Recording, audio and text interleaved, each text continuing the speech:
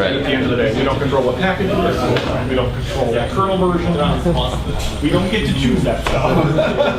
I mean, we do a little more, but because we're trying to be nice, it's sort of just more Linux. Yeah. Really, heck with it. We care about Red Hat Linux, and that's right?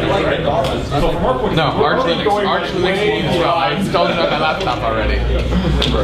How easy would it be to get that list of files that are common between Windows? I think there's a lot of lists to reset.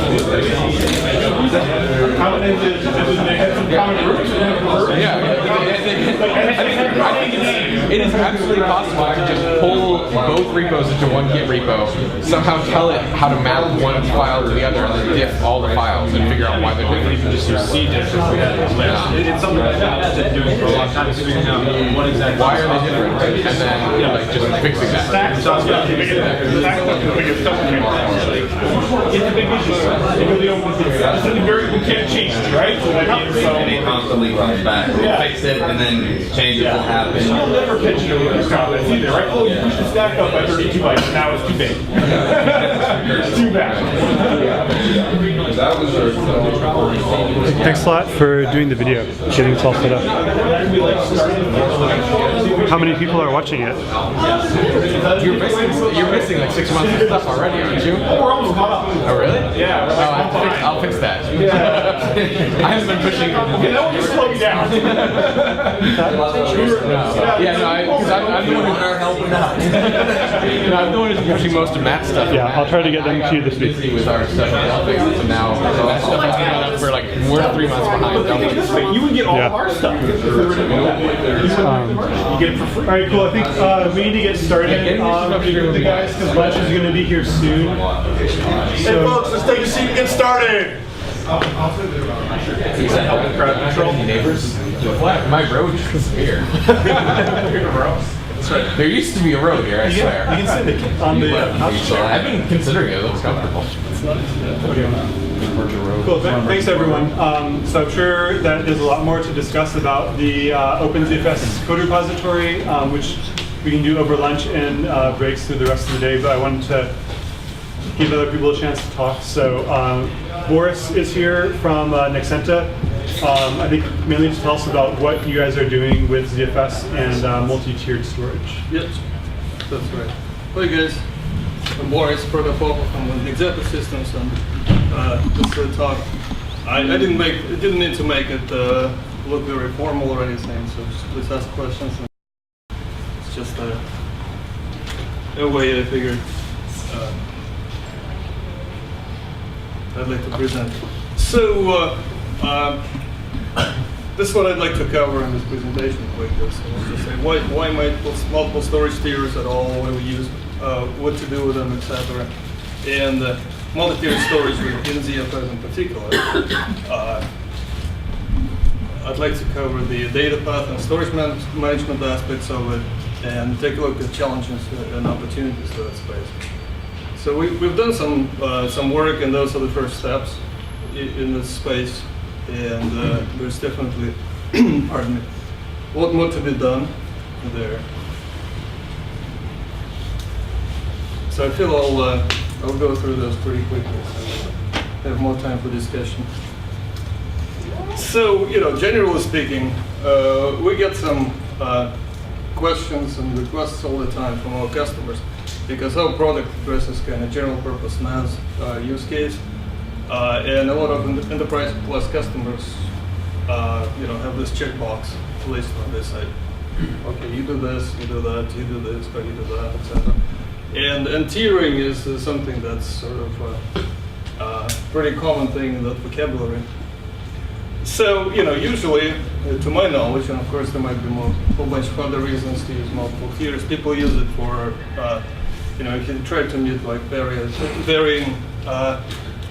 meet the needs of varying mixed workloads, and just generally try to achieve good performance at a fraction of a cost, etc. Also, different storage devices have very different characteristics, and some applications and some use cases want those specific characteristics. And from the management perspective, of course, it seems like it's easier for the end user to deal with one quote-unquote, I don't know, we can call it unified or consolidated pool of storage that can be managed with some policies, etc. And with the ability to place of differentiated placement, basically, to place different data, different payload, data, metadata on different tiers of storage for various reasons. So that's why we were thinking about multiple tiers of storage. And so, what is interesting about multi-tiered zpool in a data path? So what we'd like to achieve, we'd like to, as I mentioned, place the payload into different storage based on some sort of some goals, some policies. And that placement could be either transient or permanent, which is sort of natural, I guess. And in doing so, we obviously need to keep in mind the direction between the application workloads, the background management tasks that do some scanning of the pool, like scrubbing, send receive, other things that sort of access the same data. And the mixed workloads are notoriously difficult, to my knowledge, on hard drives, because they introduce all sorts of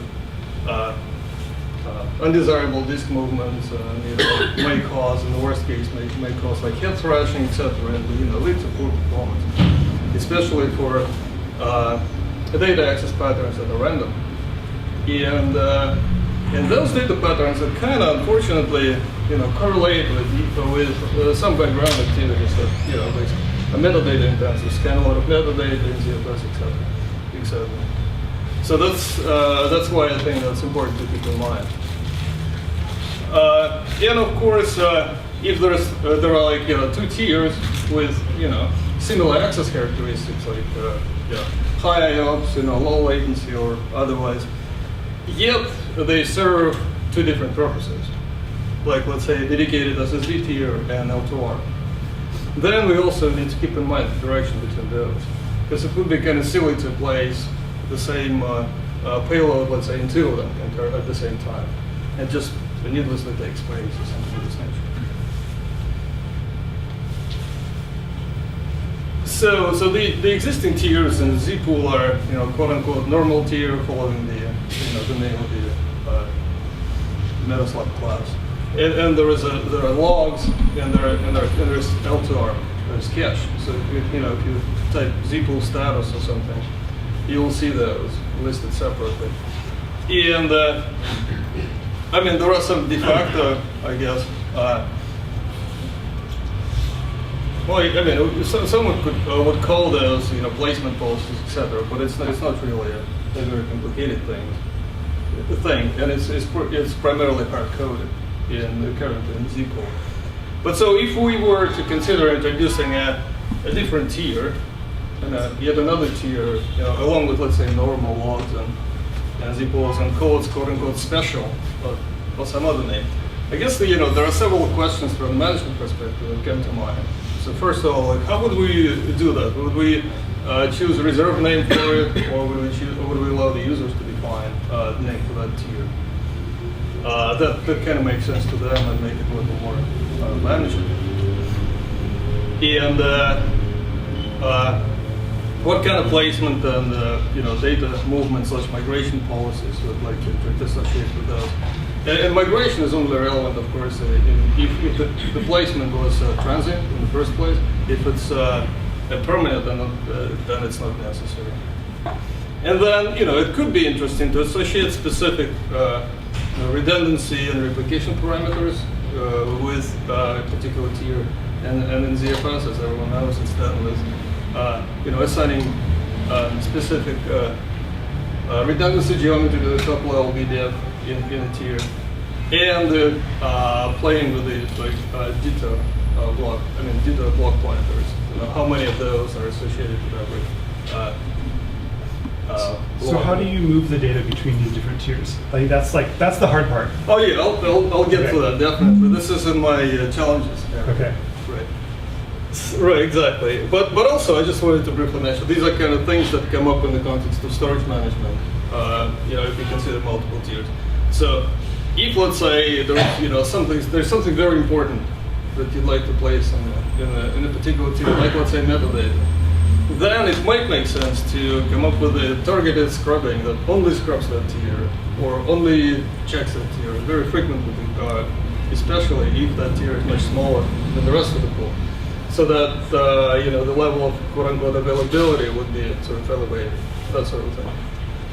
And finally, it would be probably necessary to introduce some tier-specific spare management, because like now, at this point in time, there's only one quote-unquote, I don't want to use the word pool, a collection of tiers, right? Collection of spares are in the pool.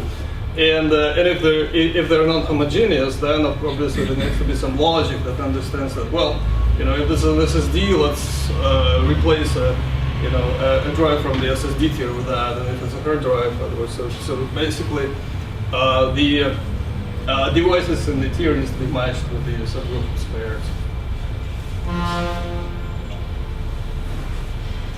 So the challenges in the multi-tiered pool situation. So the general case of multi-tiering, generally kind of requires data migration. There are some use cases that do not. It's particularly if we decide that we want to place something in that tier and it's just going to stay there. So that's a simple one. In my mind, there are three separate issues there with migrating stuff in ZFS. If it's a mutable, quote-unquote, mutable payload, then it's actually quite easy. There's nothing in ZFS that prevents you from moving stuff around if it's not deduplicated or immutable. What makes it mutable versus immutable? Oh, it can be changed or cannot be changed. Like let's say if it's a part of a snapshot, it cannot be changed. And I guess I don't know if it's a good term, immutable versus immutable. I just wanted to. So mutable means that there is no snapshot of it? Yeah, it's just a file system basically, or it's just a data set that can be changed. Even the block pointer, so it can be changed. Right. So yeah. So do you in the mutable category, do you include data which is in a file system, but there are also snapshots of it? Yes. Okay. Yeah, so if you mutate it, then the block sharing between the snapshot and the file system will be broken. That's correct, right? But this is quote unquote. I mean, I agree that this is somewhat undesirable side effect, but it will not break any kind of fundamental laws at this point in time. But yeah, it definitely, the sharing will be broken. Yep.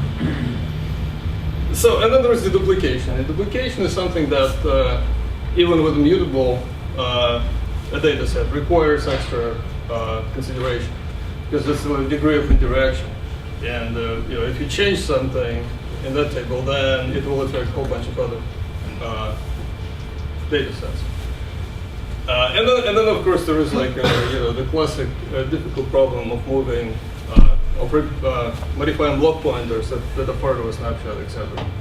So in my mind, the reason I split it up this way is because the first case is pretty easy, quote unquote, modulo the side effect of breaking the sharing of the blocks. And the duplication is harder, but not as hard as snapshot, so to speak. So, and of course, if there are challenges, we need to come up with opportunities here to balance it out somehow.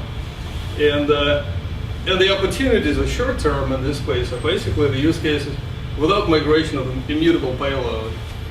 If we try to come up with a general statement, which includes, as I might have mentioned earlier, something that does not require migration in the first place, of course, plus something that does not mind the side effect of breaking the sharing. And the big opportunity, of course, is to enable the general purpose payload mobility, which requires block entry, right? So what is migration talking about? Are they like online, inline, online or offline? It's everything is online. Online. Yeah. Well, I mean, we can go through details on this, but right, yes, it does not require like unmounting a file system or like suspending the modifications or anything of that nature. No. So, yeah, and I realized that we might, there's something more to be said about the management aspect of it. So we might need to rewind at some point in time to the previous slide. I apologize for breaking the flow of the presentation. So at Nexenta, we considered a couple of first steps in this direction because we thought it would be beneficial. So what we thought about was the SSD-based dedicated tier of storage. And to our knowledge, this has been done before by multiple people, etc. But there are no contributions yet to the open space, to the open source code, and therefore it's kind of hard to talk about what has been done and how exactly. So we are planning to open source this our work fairly soon in correlating it with the release of the next version of our product in early February, I believe. Kirill might correct me if I'm wrong. Something like that. Yep. So it's gonna be out there pretty soon. It's soon in terms of weeks or months. Huh? It's soon in terms of weeks or months. February. Early February. So it's a couple months, 2.5 months. No, 3 months, 3.5. Sorry, my arithmetic is a little around that time frame. And besides, even I'm not announcing the release here. I'm just basically telling you that we're going to open source, and that's the approximate time frame. So I don't, All right.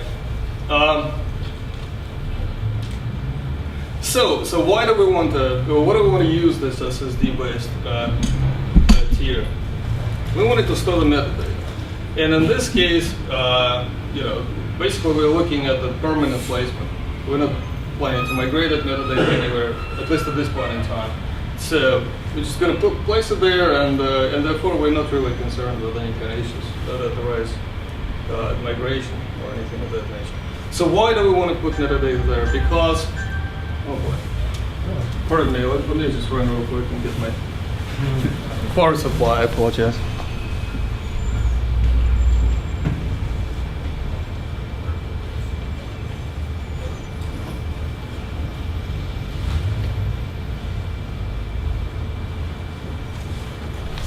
Yeah, so there's a whole bunch of use cases that sort of benefit from placing metadata on something that's low latency and high IOPS. because some workloads like it, and also because there's a whole bunch of activities that relate to management and background tasks that sort of try to like to read metadata, and if there is a device that sort of can absorb that kind of additional load without necessarily impacting the primary customer workload, so that's always an advantage. So what we've considered, basically just placing metadata and also classifying metadata into different classes. As you guys might know, that there's a whole bunch of different types of metadata in ZFS. And DBU layer basically has an enumerator, I believe, but that basically describes a whole bunch of different things.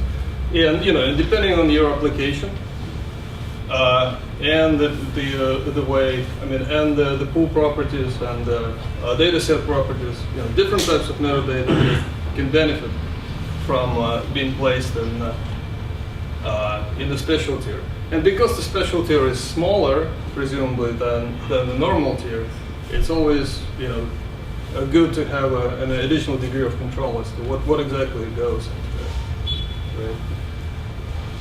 And since it's SSD, and then there is another 2 tiers actually, like L2ARC and logs that are also traditionally SSD based in ZFS. We need to manage interaction between those. In particular case of L2R, if let's say metadata is already placed into something that's as fast as L2R in the first place, it would seem it's unnecessary or wasteful to place it in L2R as well. But in terms of options, we were thinking about kind of like a special only placement on that special tier, dual placement, or placement in L2R only, and we control it with properties. For pool level metadata, those are pool properties. For the dataset level metadata, those are dataset properties. And there are feature flags that go with those as well. So, and in terms of the spare management, we also had to come up with some way of figuring out which spares to use at which point in time when we need to replace which device. And our approach is kind of simplistic in this space. We basically just add labels on disks, both on spares and on the tier. On the storage devices in the tiers, and just a slight enhancement in the logic of replacement. Basically, looks at labels and says, well, if we need to replace this guy with this label, we need to find this spare with that label. And if we can't, then I guess we pull back on something else, etc. So, and in that space, we actually use another feature that we introduced that's called class of storage. And the class of storage is basically a slight generalization of properties as well. So at this point in time, in ZFS, you can only tweak a tunable, which is global for the whole for all the pools in the kernel, or you can change the properties that are per pool or per VDF. What we've added also set of properties per tier or per collection of collection of VDFs. Plus, a set of properties per VDF, just for extra flexibility. So things like queue depth, for instance, or how good this device is for reading, let's say in the mirror kind of configuration, could be controlled by video specific properties. So, and we leverage the video specific properties for basically attaching labels to make the spare replacement tier aware.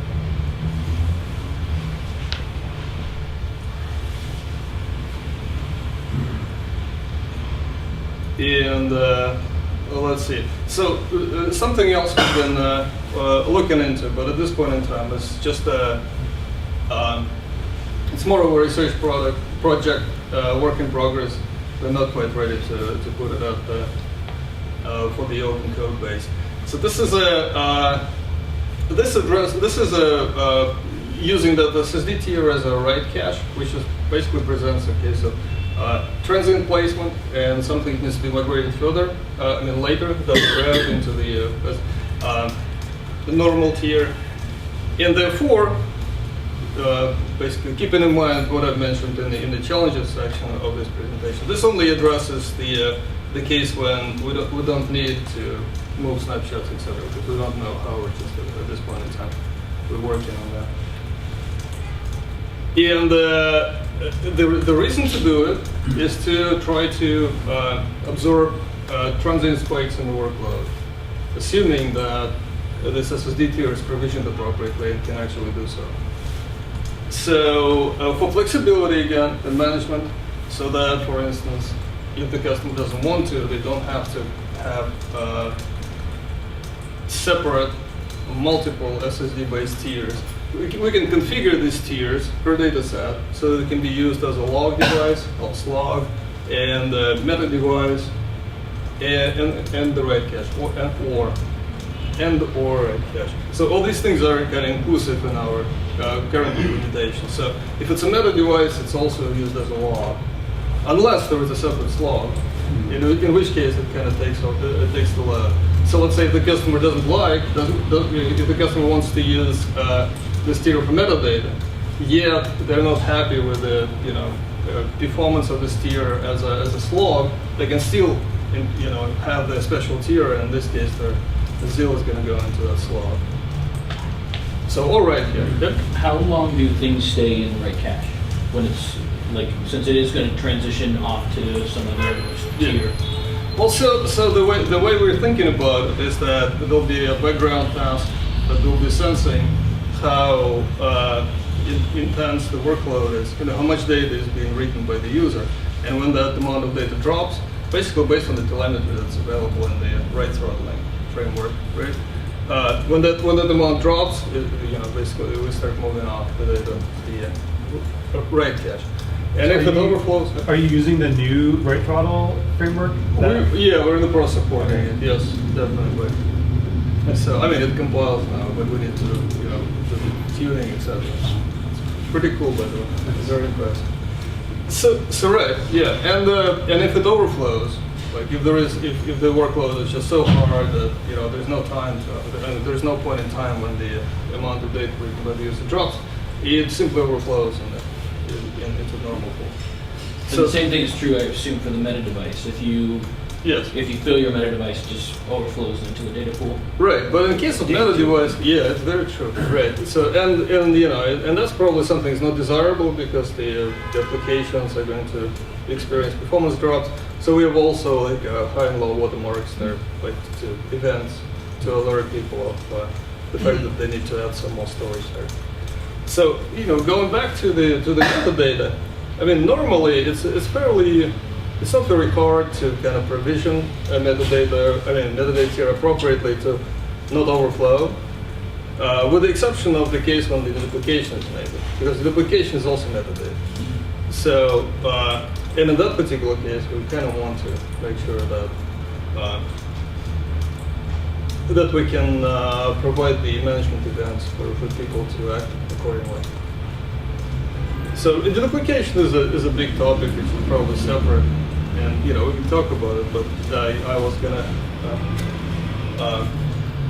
focus on the multiple tiers here.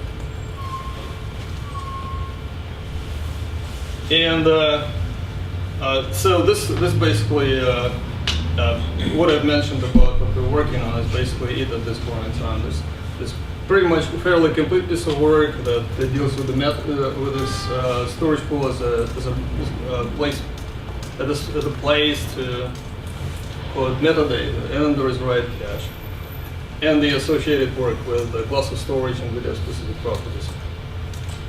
And this is the future work, and as I mentioned previously, in my mind there are like two big categories here that need to be addressed. There's the case of duplication and the general case of cross-tier payload migration. And the first case, I think it's a little easier than the general purpose because it could be addressed with or at least like from the high-level standpoint, it would seem that it could be addressed with transient DDT class. Because as you might know, the current duplication framework in ZFS uses different classes for the duplication table. At this point in time, they're basically broken down based on the frequency, on the reference count of a block. There's a unique, there is a duplicate, and there is a dipto class. So, and the code is already structured to kind of fall back and look up things in multiple duplication classes. So if we were to think about migrating stuff and introduce something to introduce a transient duplication table, we could move things on the assumption that we will change the data path in the read path that says, well, if we can't find something, this block, we need to go and look at this transient duplication table. So, I mean, when you say, I look for something and if I don't find it, does that mean you're looking up in the DDT when you do every time you do a read? Well, not necessarily. I mean, we know if we find or don't find something based on the signature, right? So you'll do the read off disk, and if the checksum doesn't match, then you'll go look in the DDT. But only when there is a special global proof flag says we're transitioning stuff, that sort of thing. And this is a very raw idea. Just like obviously, there's not enough detail to have a. Yeah, but I mean, it seems like it would work. Yeah, I mean, generally speaking, it would seem that it's easier a little bit than dealing with the block pointer rewrite. So we would try that first, and if it doesn't work, see if that's. But a block pointer rewrite is something that's very intriguing. genuinely speaking. So I mean, maybe it's time to give it another try. Yes. Well, you know. Yeah, and then at this point, I'd like to open the floor to the discussion, and if you have any questions, I'd be happy to answer. And we can go back to slides, etc. Is anyone else doing? Oh, go ahead. Can you give us just a rough sense of the level of code changes that was required to pull the metacache to a separate device? I don't think it's a significant change. I mean, in ZFS, there's already quote-unquote a framework for going through and classifying the types of objects that you write. So you need, there's I believe the function's name is deem you write policy, that basically gets the block pointer and returns like ZIO flags or ZIO properties or something it's called in ZIO, right? And that basically says what it is, how many copies, and you just add it, where to put it, and et cetera, et cetera. And then in your ZIO pipeline, when you actually allocate stuff, you just look there and pick your metaslab class and allocate from there. So like the surface area, would you say hundreds or thousands of lines of code? Oh, not more than 1,000, I would imagine. It's not very hard. I would think it's hundreds. Hundreds, huh? Yeah. I mean, I don't know exactly, but it's not too hard. So, right. So you, I mean, if I have a little more time, I just wanted to ask the audience now. So, who do you think whose customers would be interested in multi-tiered ZPOL? NFS storage appliances. Yeah. NAS, NFS-based appliances. Right. I have been working on performance related for things with all-flash back storage array. So these are some of the things that we kind of looking forward to do. So based on the workload characteristics, there are some things that works best for particular workload versus others. So I definitely see. Brilliant. Okay, and so let's see what else. Do you guys want to talk about the duplication? So, can you just kind of overview like what you mentioned that you're working on open sourcing some of this stuff? What specific features are done and you're ready to work on open sourcing it versus like future ideas here? So, like what do we have to look forward to specifically? Like, what new properties? What new settings? This code was written kind of like in without an explicit commitment to open source initially. So there has to be some work done to actually clean it up and refactor and open source it.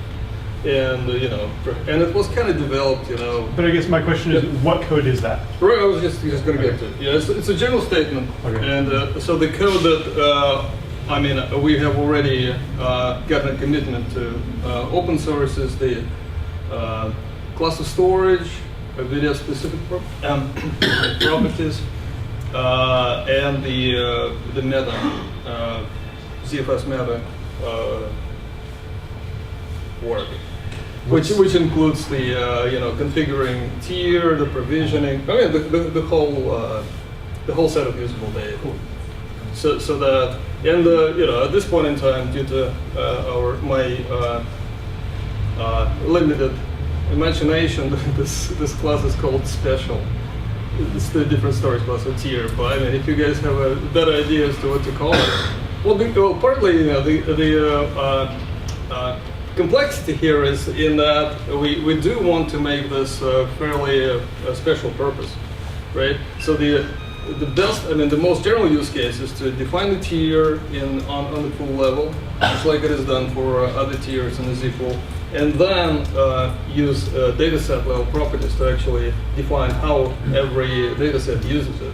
Much like, let's say, for L2R, every dataset can choose what to do with it, and that sort of thing. And the code for like moving data from file systems between tiers, that's also part of this? That's work in progress right now. We just need to, it's sort of a little raw, not necessarily from the point of stability, but from the point of what to do with it, and how to configure it, and how get things going, that sort of thing. But to address the the question of how it could be done.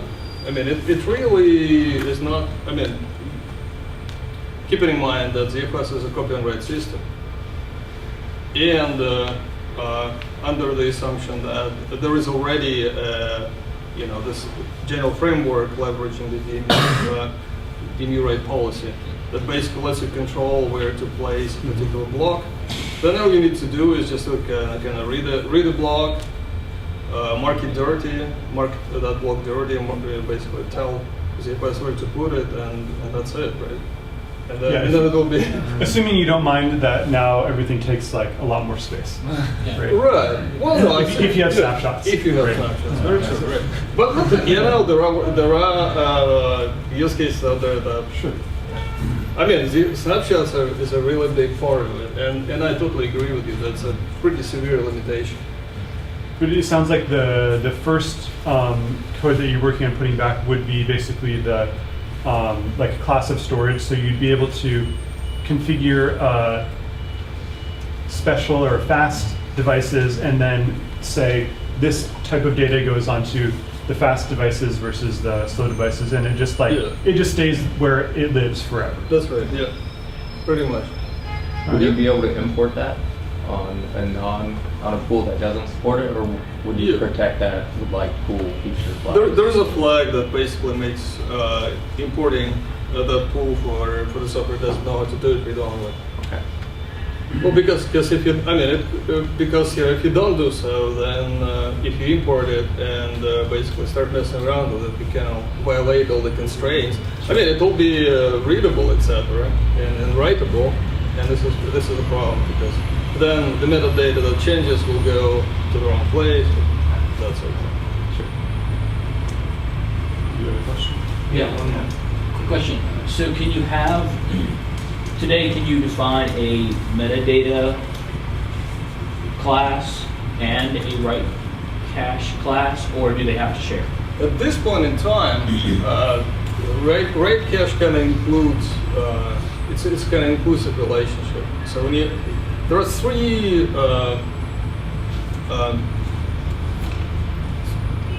values for this property. This one value is ZIL. This particular data set only uses it as a slot device. And there is a meta property that basically says that this particular data set uses a special tier for metadata and ZIL. And then there is write cache, which means that particular, and the write cache, let's say, we're not ready to operate because we're still polishing things and understanding the performance implications, etc. That basically is inclusive. It says this particular data set, writes data into this when it's appropriate, which means when there is space there, and the user of the metadata and writes ZIL. But there's always also an option to override usage of your special tier for ZIL. That is if you specify a separate slog device, explicit log tier to your pool, then all the ZILs are going to go into that thing. That's basically the breakdown. So, I mean, you have a ton of experience with the SPA. Like, what do you think of this? Like, how smoothly is this going to interact with the rest of the stuff in the SPA? I think it will interact pretty easily. Because the framework of setting up Metaslab classes is already there, so it's just a matter of defining it.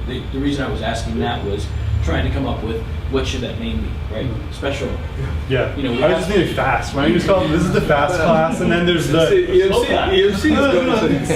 the unnamed class. Yeah, well, that's why we're kind of, well, maybe we should just make this name like user definable or something. So, I mean, clearly you're using it for something that's fast, though, right? Like the whole point is that you have one tier that's faster than the other, and you put your metadata on the fast. Right? Because today we have normal, log, and this new class. Yeah. Platinum.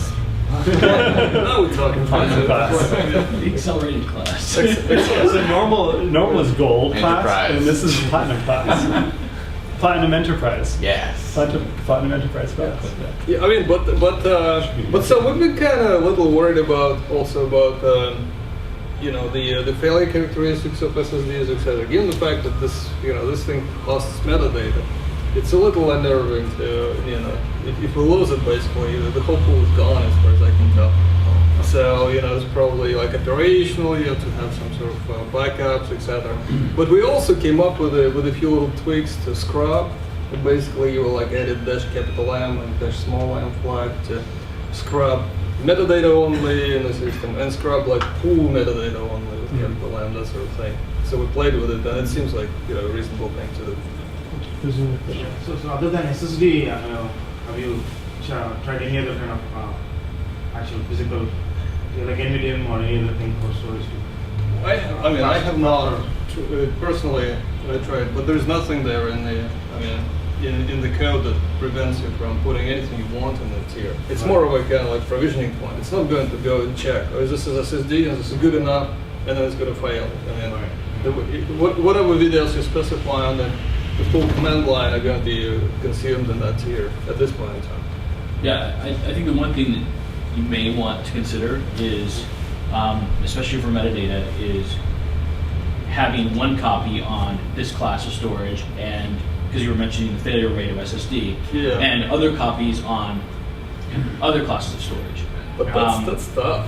It definitely is more difficult than just a simple like insert in class and have it only go to those devices. But that could be a way that you mitigate the potential problem of like I lose my metadata and now my pool is gone. And then that special class is 2 or 3x more value. You can store 2 or 3x more stuff in it. Yes, exactly. Right, because you're not using it for just a bunch of copies that you might own.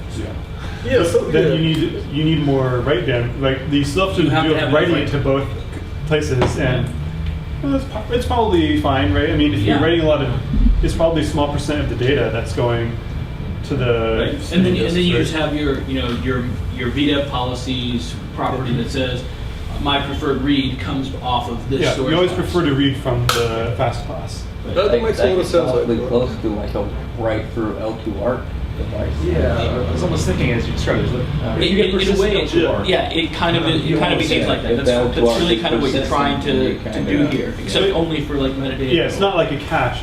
It's that's the final resting place of this particular data that needs to be fast.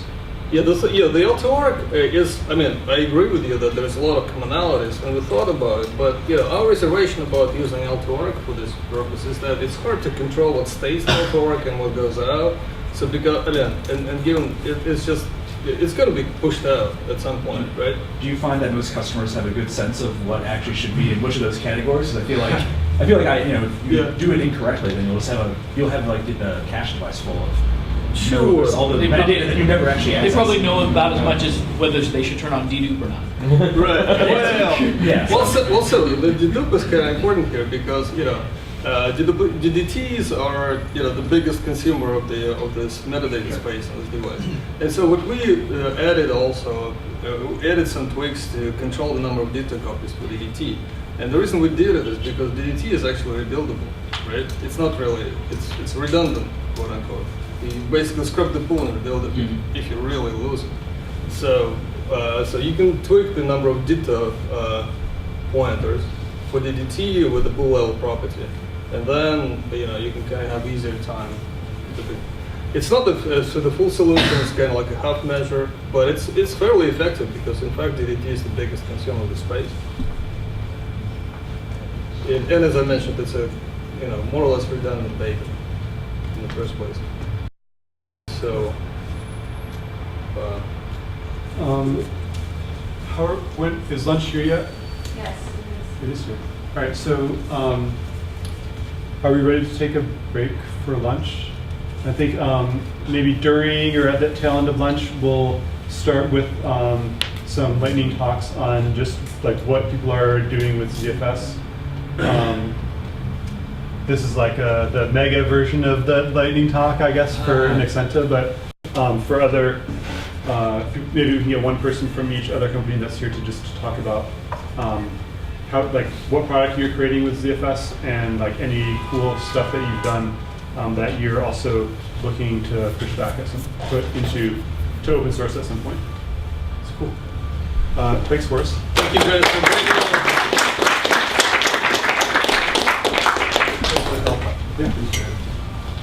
You were through those slides. You went through your slides. What about it?